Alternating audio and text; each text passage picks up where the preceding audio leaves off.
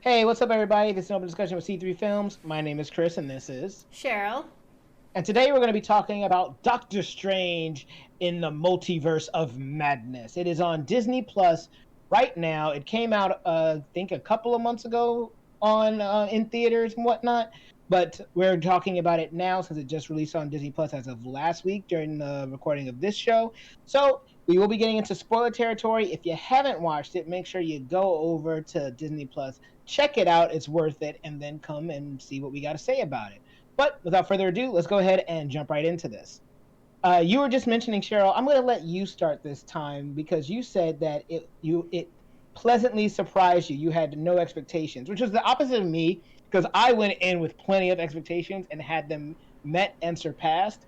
But that came from like a whole bunch of other things that I'll explain later. But what about you? Like, what was it that why didn't you have any expectations, and then how were you surprised? Well, I mean, for me, Marvel just has a really bad track record of making terrible movies. Until Wow. I mean, until like the Eternals, right? Oh, sorry, we were like just talking about this. Asian female Oh yeah. hero. Oh my God. Oh. Oh, we both forgot about her because she's also the least interesting character in that movie. Yeah, that's probably why we forgot about her. But anyways, we're Anyway, talking about Doctor Strange right now. But yeah, I was just not expecting much from it because it's Marvel, and I think the more content that comes out, the more I'm just surprised at how they're actually working hard at making these films more interesting and more like developed. It's not so cookie cutter anymore where I'm like, okay, this is all just, eye candy for the action lovers and stuff right. like that. Um, I don't know about if the soundtrack is getting any better for me for these because I don't really think it is. I think they Even though it was Danny Elfman that did the soundtrack for this movie. but surprisingly, I kind of liked it because I was getting like we got the X-Men theme in there that was kind of subtle and stuff like that, and I think there were some other motifs that were not OG Danny Elfman, but yeah, Yeah. I mean there was some good stuff in there more than I was expecting and more than I think from any of the other Marvel films. So yeah, I will give it that. But I was mostly surprised because I really liked the action scenes. Yeah, right. They were really interesting. Oh, And this is what I was telling my boyfriend when because we had just watched Obi-Wan Kenobi. They actually use the set with their combat. They're not just standing somewhere fighting because that's like literally the most boring fight you mm, could have. But they use the set pieces, they use their surroundings, they use, the different situations based off of where they are. And it's just like, I mean, it's magic versus magic. So you literally could do anything that you want, and they did. And I think that's why I was just very excited by it. It looked cool. The story was pretty good. We got to go to different universes. We got to see zombie Doctor Strange. yep. And like you said, it was magic versus magic. And like we learned from Jackie Chan Adventures When We Were Children, magic must defeat magic. And I love the fact that this movie took that into account. Um, yeah, like the movie, like I really like this movie a lot. And the reason I had like a slightly higher expectation going in is because I knew the director was Sam Raimi. And Sam Raimi, for those of you that remember, is the guy that did the first Spider-Man trilogy.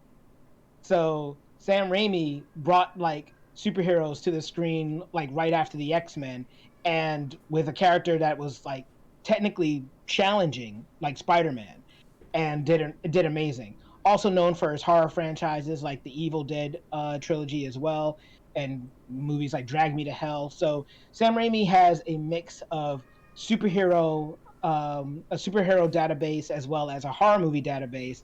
And so when they said that this movie was going to be a horror themed superhero movie, I got excited as a lover of superheroes and horror movies. I've seen all these movies I just mentioned. And so that was the one thing that I was looking forward to. The thing I didn't realize was going to happen in this movie, and we've already given a spoiler alert, so this is your final warning because we're about to like say the entire like twist of this movie.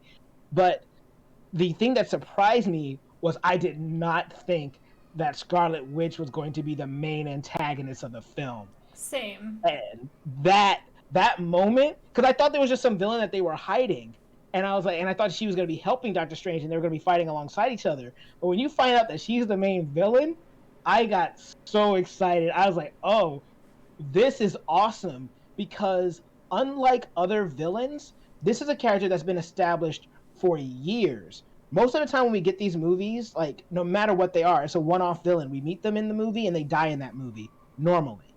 And because of that, depending on how well the story is handled, it can be hard to like really understand where the villain is coming from, or to make the villain feel like anything more than just a plot point to fight against. But when you have a character like Scarlet Witch being your villain, we've followed her journey. We saw her in Age of Ultron when she first got here. We saw the death of her brother. We saw the death of Vision. We know everything that she's gone through. We saw her like go through everything in WandaVision. And we want her to be good. We want her to be happy. But when she's talking about, when she's doing everything, we understand why she's doing it. But we also don't want her to be evil because we like the character. So it adds more to the conflict because these guys are also friends. And I think that that element alone made it so that before I even saw more of the movie, I was already like, this is amazing. Yeah, and I didn't realize how much they were building her up towards this. I also didn't know that Scarlet Witch was at any point evil. And I don't think I would even say that she's evil. I think that, a lot of it had to do with the book. Yeah. The Dark World. That really just pushed her over the edge. And then they also show another thing that I liked. In a different universe, they showed Doctor Strange falling into the same situation where he used the book, and he too became an evil version of himself because of what pushed them into wanting to use the book in the first place. Yep. So, and then there was the whole thing about them being worried about our Doctor Strange using the book, which he did, but he was only using it just enough to get them through what they needed to get through and then put it away. So I thought that was a cool way to show it. And I can't get over the zombie Doctor Strange thing because I was like, oh yeah, I forgot about that. And I really like the way that it's just kind of perfectly comical, but also not comical at the same time. So That's Sam Raimi. yeah, and also about him, it was kind of scary, but not that scary. I think they made like Scarlet Witch so scary. Yes. So he was like, oh my god, oh my god, and they're like running away from her in that like tunnel with those doors. Yeah, it was the coming underground down. like tunnel. Yeah. And then I got so mad because I was like, keep running. Why? And there's just like this thing about like it just reminded me of Army of the Dead all over again, where we're gonna have about like this conversation, while we are being chased by Face. things. We're on a time limit here, but let's just stand around. And then they left the door open. I was like, why did you leave the door open? I guess maybe He it was would have coming been through too hard to anyway. close. Oh, I couldn't. I would like those little things just really bug me, even though like they kind of have to happen for like the movie to progress. But I mean, that was literally like the only thing that bothered me. Fair enough. But yeah, I mean, she was just so scared, like ah. I love it. And see, the Marvel Cinematic Universe has done a lot for characters that I didn't like in the comic books, but now like I never liked Scarlet Witch in the comics, but this is similar to something that happened in the comics where Scarlet Witch had her kids and had a life with Vision, and then something happens where basically she finds out that the whole world is fake, and then she uses her powers. She gets pissed off at mutants, and she says no more mutants, and she literally causes about 90% of the mutant population in the Marvel universe to lose their powers. So even characters like Jubilee lose their powers. Um, and so she basically makes mutants go extinct for a long time in the comic books. And so she's always had like a kind of villainous part to her that only manifests based off of the fact that her children don't exist and she wants her children. And so the way they did it in the Marvel Cinematic Universe, I felt like it was still very well done, and it makes sense to me, and I like it, and I like the fact that in like I wasn't a big fan of the original Doctor Strange movie, but one thing that it did was it had a lot of cool visuals. And so now you have this kind of horror element mixed with these cool visuals. Like one of the coolest scenes is when um, Scarlet Witch gets trapped in this kaleidoscope room and then has to figure out how to get out, and then starts like stretching through the reflection and then starts pulling people down through reflections in water, and then you see her come out of like the gong and she's looking like a Ring horror movie, like contorting and things like that. I'm like, this is brilliant, this is great, I'm loving this right now. Yeah, it like really puts you on the edge of your seat, right? Because on the one hand, you still feel attached to Scarlet Witch, but on the other hand, you don't want anyone else to die, and you're Right. like super worried about them because she's super scary in this movie. Yeah, Yeah. they brought back her power where she would like whisper in your mind. Like when we saw her in Age of Ultron, she was going to the Avengers, appearing behind them and like whispering them and disappearing. We haven't seen her do that in a while, but they did it again. To show us like, yeah, this is what she used to do to people. She used to like literally mess with people's minds, and that's how she's able to get into the shield. So, like, it's great. Yeah, I'm really glad that they gave this to her too because does not come across as powerful at all in any of the other movies. You sure? Watch Endgame again. But yeah, but they didn't like. I mean, if they say that she's more powerful than Doctor Strange and like all this Well, other stuff, but then she's not the one in the end to like save everybody. It's Iron Man. true, because it's still like a team up movie. But if you remember, not most people had to fight Thanos like in a group. When she shows up and fights Thanos, she's the reason he calls down a battalion to shoot his own people. Because she comes there and he's like, I don't even know who you are, and she's like, you're about to learn, and she almost kills Thanos by herself, and that's why he says, release everything, just shoot everything. And they're like, but sir, our people, I don't care, because he was about to die.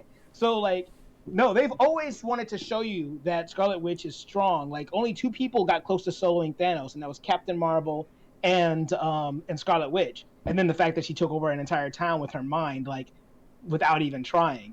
So But then she's they always been also strong. But Hmm? they made her so weak at like that the beginning of that one movie. I think it was at Civil War. Oh yeah.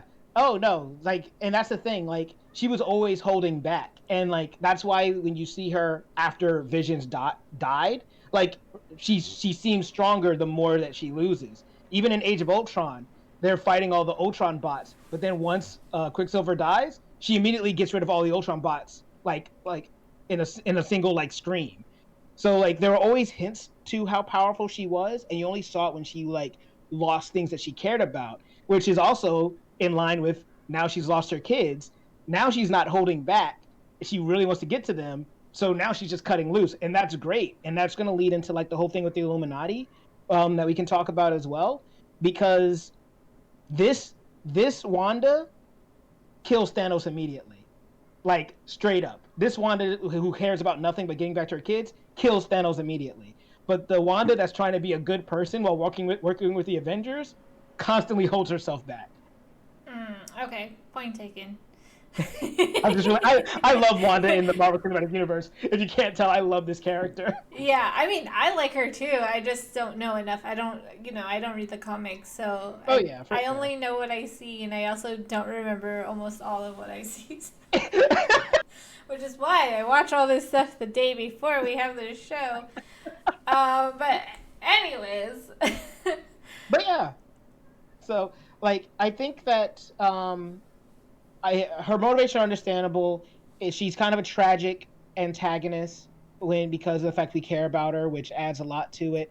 And then you mentioned earlier we get to see different worlds, and that's also kind of cool. I feel like that might be another slight notch against the movie that they didn't really go far enough. Like we go to a different world, and the biggest change is that you go on red. Like that feels a little lazy, but at the same time, I get that it's hard to completely imagine like an entire like a world and have it function in a way that still is familiar for us to make sense, but also different. You know? I think it also had to do with time. I kind of like that they didn't go to too many places Hmm. because I feel like we spent the right amount of time in each place that we did go to. Um, Maybe not so much like about the memory lane kind of thing, which I think was an okay way You to know do. why they had it there? That was their way of doing a flashback without like having Exactly. a flashback. I know, but see, that's what I was gonna say. I was like, that's an okay cheap trick for a flashback. And Right. I mean, you know how I feel about those gimmicks, but Yeah. at least they didn't go. Remember the time I when, know, right? And then boom. or like have something on the news or a Oh God. newspaper. I'm Or glad they a didn't do nightmare. that. Yeah, or a nightmare. Although she did have a dream, but True. but I mean, but that was cool because I was like, wait, why are we watching WandaVision? Yeah, right. Why are we back in WandaVision I right was like, now? I thought this was Doctor Strange. Did something happen to this show or like the channel or something? Did I sit on the remote? Right. And I was like, oh, okay, no, I can get it now. Um, but like, hands down, the Illuminati part I think is the coolest part of the movie.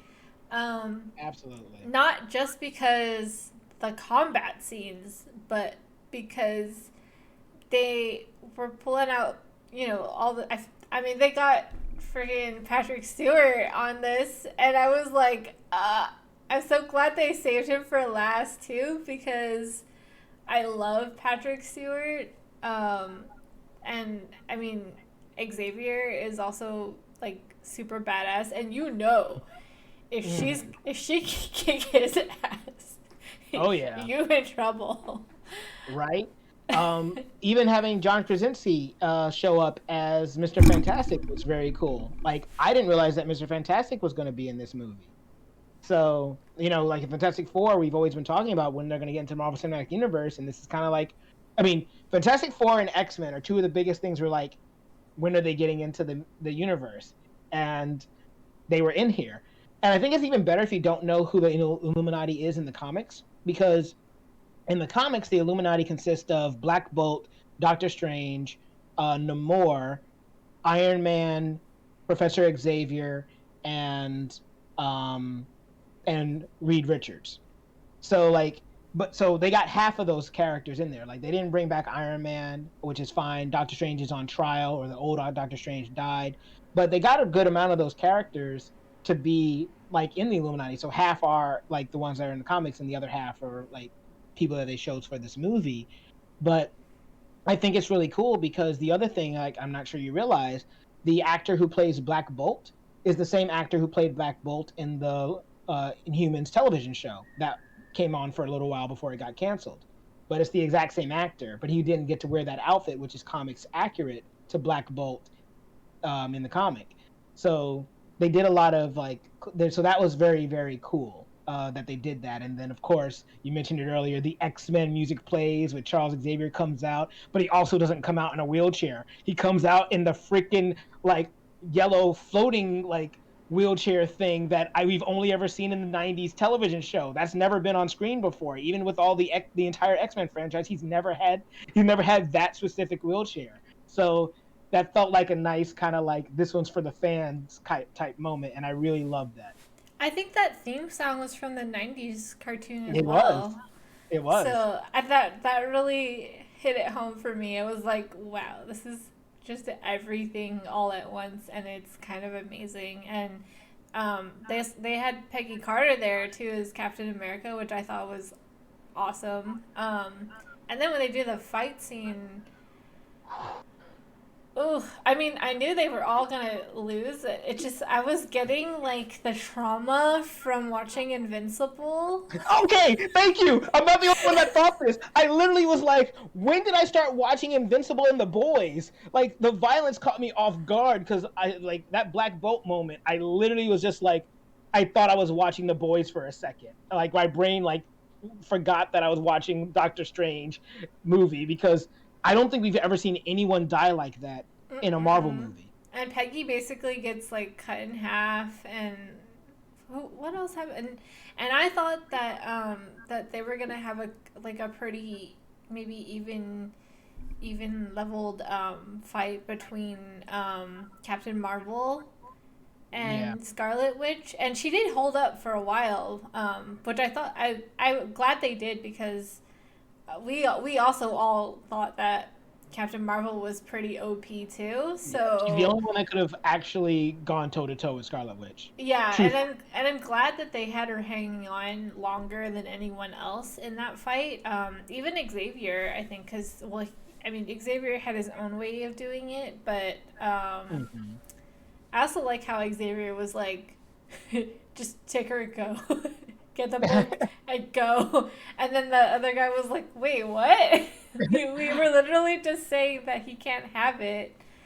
Right. Um, I like that Xavier felt like Xavier, right? He's hopeful. He sees the good. That's the whole point of what the X-Men are about, why they exist. Xavier chooses to see the good in people, and so he chose to see the good in this Doctor Strange. So I felt like that was very appropriate for his character. yeah, it all very much worked for me. That like I kind of want to watch the movie again just so I can see that. I probably will. I'm probably gonna go home and be like, Mom, you need to see this movie. Although she might not understand it because she didn't watch anything else. But anyways, it's so good. She'll like seeing Patrick Stewart. We all love Patrick Stewart. Of course, of course. And one other thing about that scene, which is interesting, a little bit of other trivia for you. So did you recognize the person playing Captain Marvel? I didn't. She looked familiar though. So that's Maria Rambeau. Like the character's name is Maria Rambeau. That's Monica Rambeau's mother in the Captain Marvel movie. Okay. So Yeah. the wing pilot of Mhm. Carol, that Yeah. were friends. So the reason that's also significant, there's a little story here, but Monica Rambeau is the original Captain Marvel. Actually, she was Captain Marvel before Carol Danvers was Captain Marvel.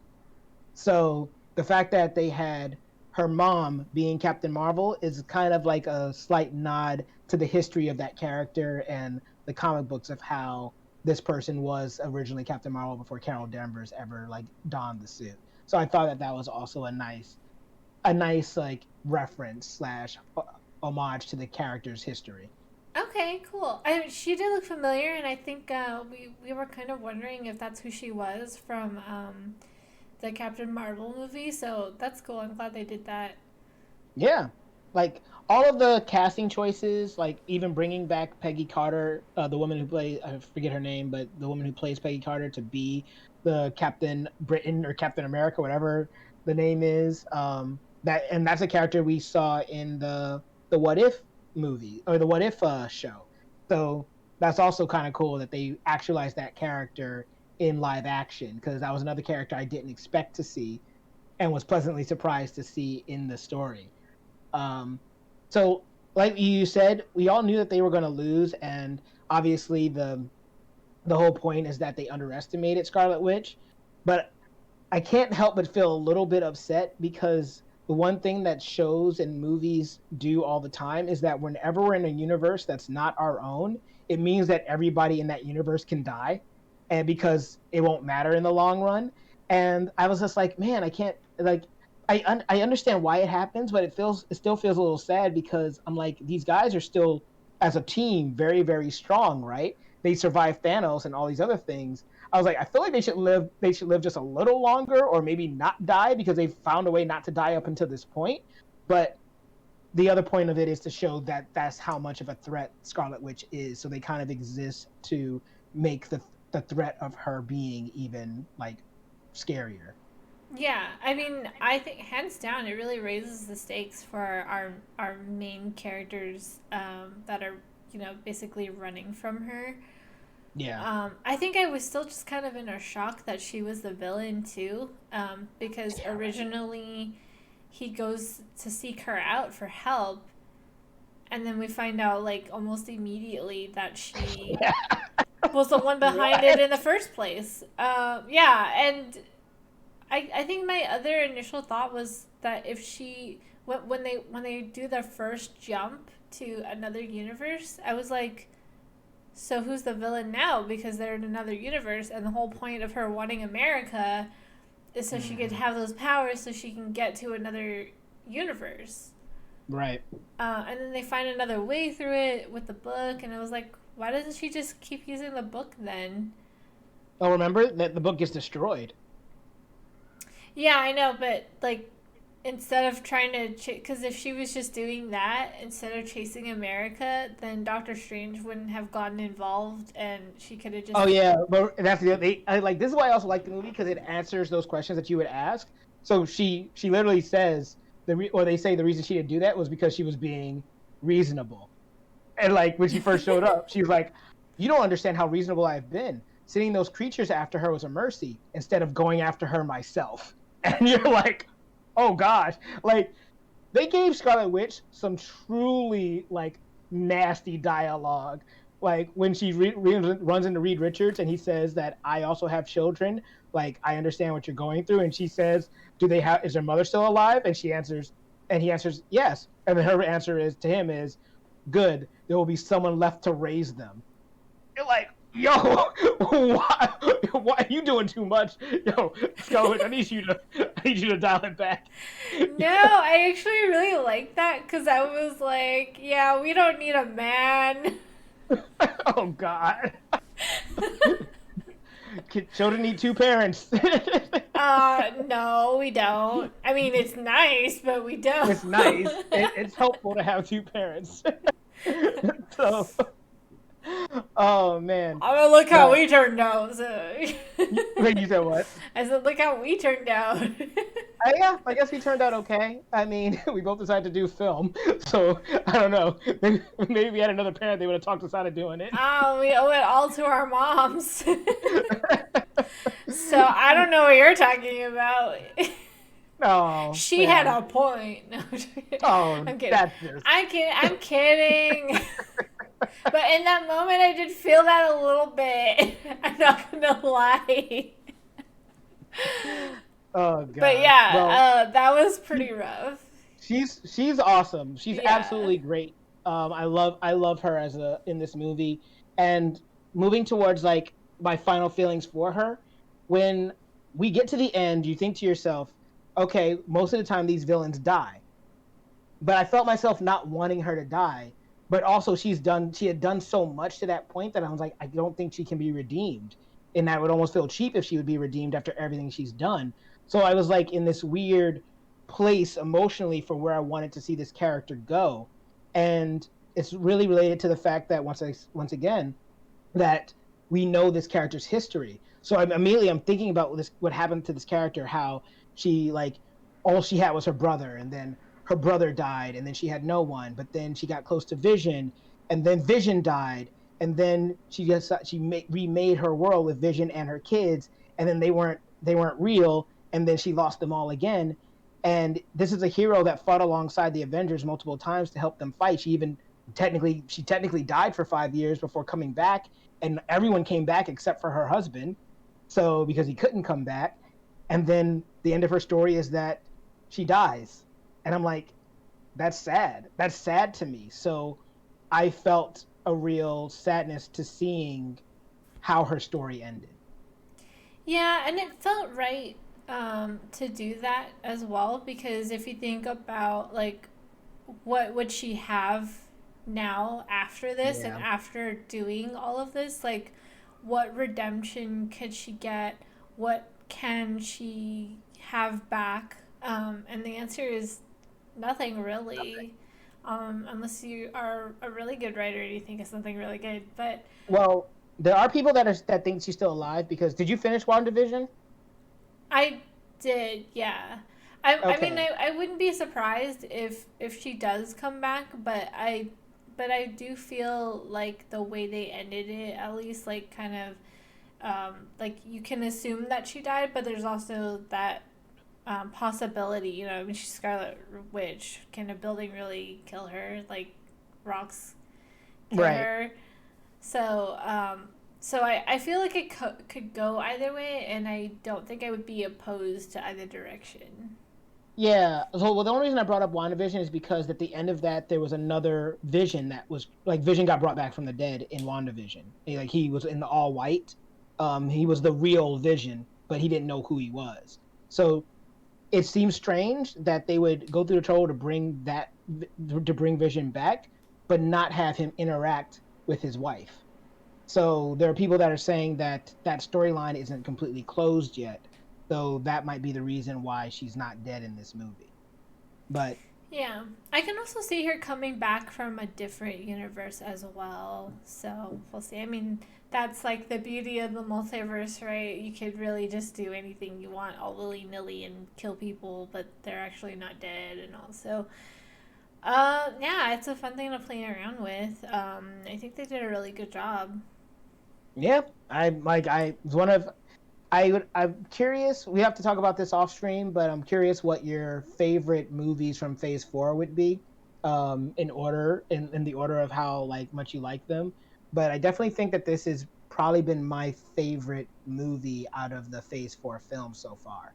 That's the one I'm like the most excited to go back and watch again. Yeah, I don't think I'm.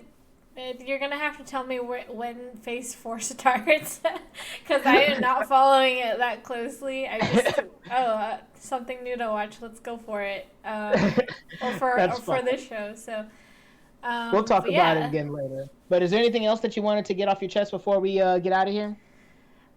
No, no. Let's. We can talk more about this off. After we close out. All right. And if you guys want to hear what we got to say about this and more, you can check us out on our Twitch channel, twitch.tv/C3Films is in the description down below. We love to see you guys over there. We hang out, we talk about things outside of just the segments that we do for our YouTube, and we just have a lot of fun. But what did you guys think about Doctor Strange in the Multiverse of Madness? Did you guys enjoy it? Were you as surprised as me and Cheryl when we got to finally see the movie? Is it something that you want to see more of with Marvel? Do you think that this is on one of Marvel's more unique films? Whatever you thought, comment below. Let us know. And while you're down there, if you give us a like, share, and subscribe. Even if you don't, though, I have been Chris, and this has been Cheryl, and we'll see you all next time.